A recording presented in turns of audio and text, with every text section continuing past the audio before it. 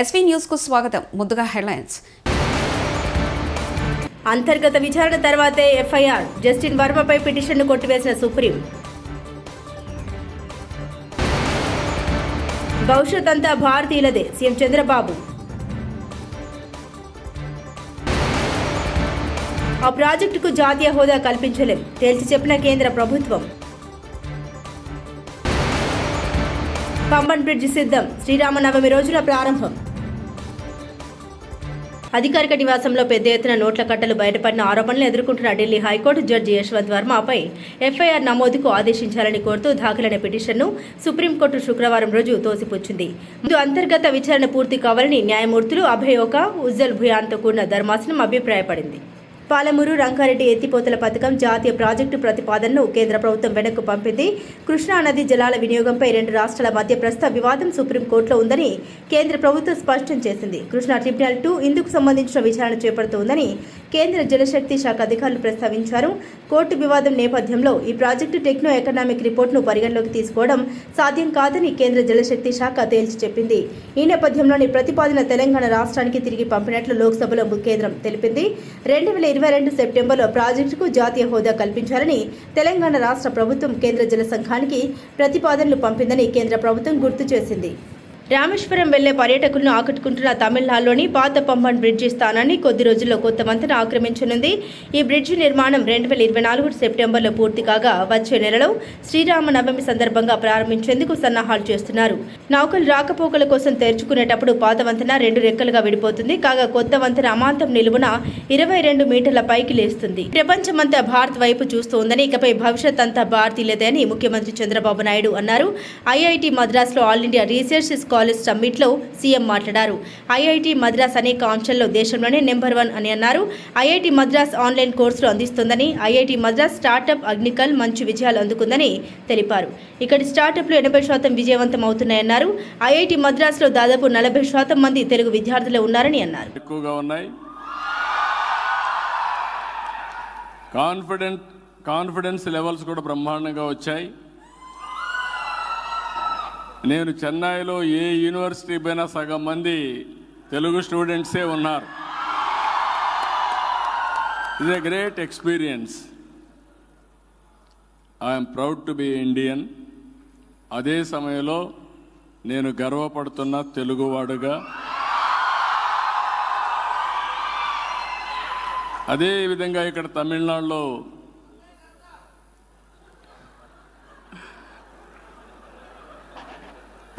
కూడా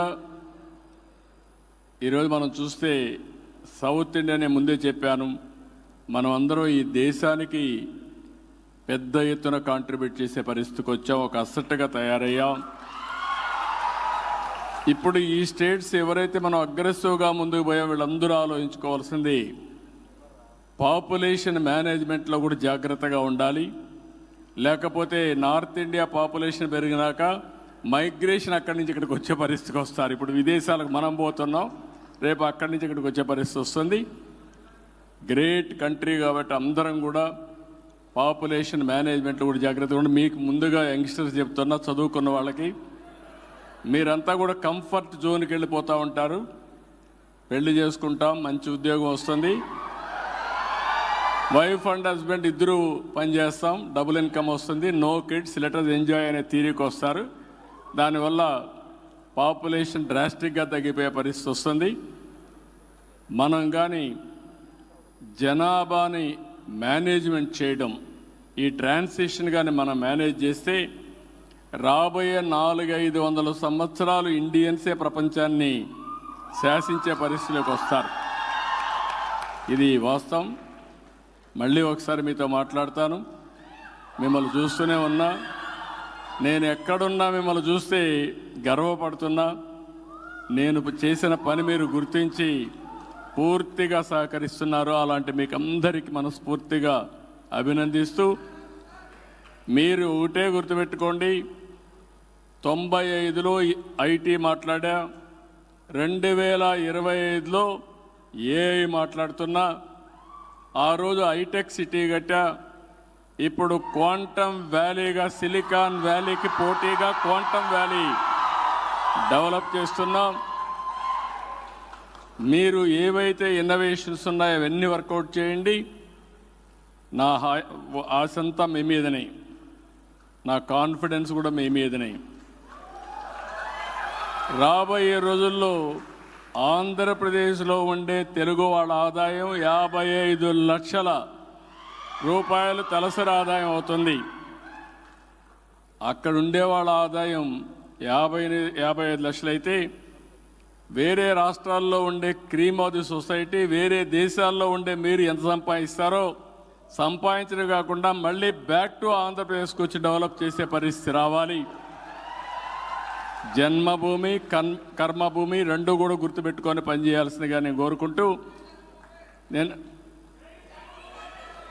కాబట్టి అది చెప్తూనే అప్పుడప్పుడు తెలుగు దేశాన్ని కూడా గుర్తుపెట్టుకోండి. ఎందుకంటే మీరందరూ కూడా ఒక రాజకీయ పార్టీ స్ట్రాంగ్గా ఉంటే పబ్లిక్ పాలసీస్ కూడా స్ట్రాంగ్గా వస్తాయి. పబ్లిక్ పాలసీ స్ట్రాంగ్గా ఉంటే మీ భవిష్యత్తు కూడా బంగారు భవిష్యత్తు అవుతుంది. ఈ విషయం గుర్తుపెట్టుకోవాల్సిందిగా మరొక్కసారి అందరిని కోరుకుంటూ, వండర్ఫుల్ ఈవినింగ్, ఆఫ్టర్నూన్, ఎక్సలెంట్ ఇది వస్తూ ఉంది. ఓకే, పవన్ కళ్యాణ్ బాగున్నాడు, బాలకృష్ణ బాగున్నారు, అందరూ బాగున్నారు. మీరు ఎంత చదువుకున్నా సినిమాలు మాత్రం ఎప్పుడు అభిమానిస్తూనే ఉంటారు. I really appreciate you. అందరికీ వణక్కం. Thank you. Please, crowd, please maintain decorum, please. Crowd, we request you not to. విద్యా ఐటీ శాఖల మంత్రి నారా లోకేష్ ను 11 టెక్ పిడుగు అఖిల్ ఆఖెల్లా కలిశారు. ఈ సందర్భంగా టెక్నాలజీలో అద్భుత ప్రతిభను కనబరుస్తున్న అఖిల్ ను మంత్రి అభినందించారు. ఈ రోజు ఉదయం ఉండవల్లిలోని నివాసంలో తన తండ్రితో కలిసి మంత్రి లోకేష్ ను అఖిల్ కలుసుకున్నారు. 11 అఖిల్ యూకేలో విద్యను అభ్యసిస్తున్నారు. చిన్న వయసులోనే టెక్నాలజీ రంగంలో అద్భుత ప్రతిభను కనబరుస్తున్నారు అఖిల్.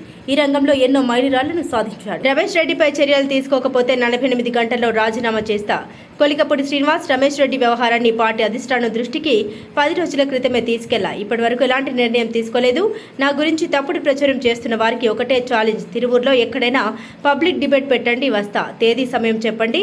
ఎమ్మెల్యే కొలికపూడి శ్రీనివాస్. నేనే అందరికీ చెప్తున్నా, పార్టీ దృష్టిలో పెట్టాం, నాయకులకు చెప్పాం, చర్య తీసుకుంటారు, కాస్త ఓపిక పట్టండి. నేను వ్యక్తిగత స్థాయిలో స్పందించడానికి నాకు నిమిషం పట్టింది. కానీ ఒక శాసనసభ్యుడిగా నేనేమన్నా స్పందిస్తే దాని మీద అందరి విశ్లేషణ ఉంటుంది. కాబట్టి నేను ఒక బాధ్యతాయుతమైన శాసనసభ్యుడిగా సమన్వయం పాటిస్తున్నాను, కొంచెం ఆగండి అని అందరికీ చెప్పాను. ఇంత దారుణం చేసిన రమేష్ రెడ్డి మీద పార్టీ నాయకత్వం చర్యలు తీసుకోకపోతే 48 గంటల తర్వాత నేను రాజీనామా చేస్తాను. తిరుమల శ్రీవారిని సినీ నటుడు నితిన్ దర్శించుకున్నారు. శుక్రవారం వీఐపీ ప్రారంభ విరామ దర్శన సమయంలో శ్రీకాళహస్తి ఎమ్మెల్యే సుధీర్ రెడ్డితో కలిసి ఆయన స్వామివారి సేవలో పాల్గొన్నారు. తితిది అధికారులు వీరికి స్వాగతం పలికి దర్శన ఏర్పాట్లు చేశారు. దర్శనం అనంతరం రంగనాయకుల మండపంలో నితిన్కు పండితులు ఆశీర్వచనం చేసి స్వామివారి తీర్థ ప్రసాదాన్ని అందించారు.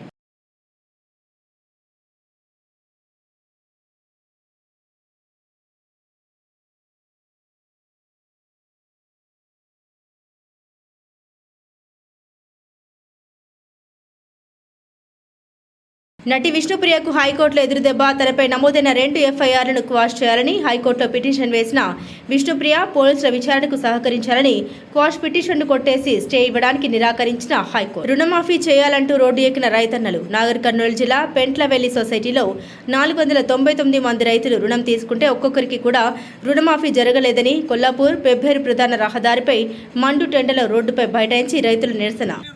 రైతులపై పంజాబ్ ప్రభుత్వం అణచివేత నిర్బంధం దాడులు ఆపాలని కేంద్ర బీజేపీ ప్రభుత్వం దేశ రైతాంగానికి ఇచ్చిన రాతపూర్వక హామీలు అమలు చేయాలని, గిట్టుబాటు ధరల గ్యారంటీ చట్టం చేయాలని జనగామ చౌరస్తాలో సంయుక్త కిసాన్ మోర్చా ఆధ్వర్యంలో నిరసన కార్యక్రమం చేపట్టారు.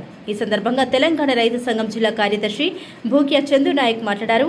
ఢిల్లీ సరిహద్దులో రైతులపై చేస్తున్న దాడులను, నిర్బంధాలను నరేంద్ర మోదీ ప్రభుత్వం వెంటనే ఆపాలని డిమాండ్ చేశారు.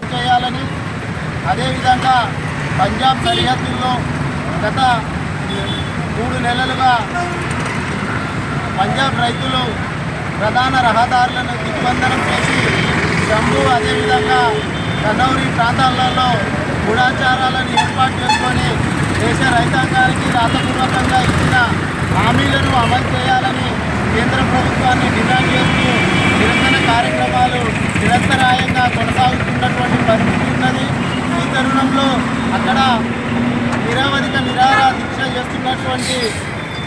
దల్లేవాళ్ళు, అదేవిధంగా ముఖ్యమైన రైతు నాయకులు, కేంద్ర ప్రభుత్వం, కేంద్ర మంత్రి, వ్యవసాయ శాఖ మంత్రి శివరాజ్ సింగ్ చౌహాన్ చర్చలకు పిలిచిన సందర్భంలో చర్చలకు తిరిగి వస్తుండగా ఇక్కడ గూఢాచారాలు ఏర్పాటు చేసుకొని నిరసన తెలుపుతున్నటువంటి రైతుల గూఢాచారాలన్నిటినీ బుల్డోజర్లతోని కూల్చేసి ఈరోజు ముఖ్యమైన నాయకత్వాన్ని అందరికీ అత్యవసరంగా ఎటువంటి సమాచారం లేకుండా గూఢాచారాలను కూల్చేసి నిర్బంధించి అక్రమంగా అరెస్టు చేయడం జరిగింది.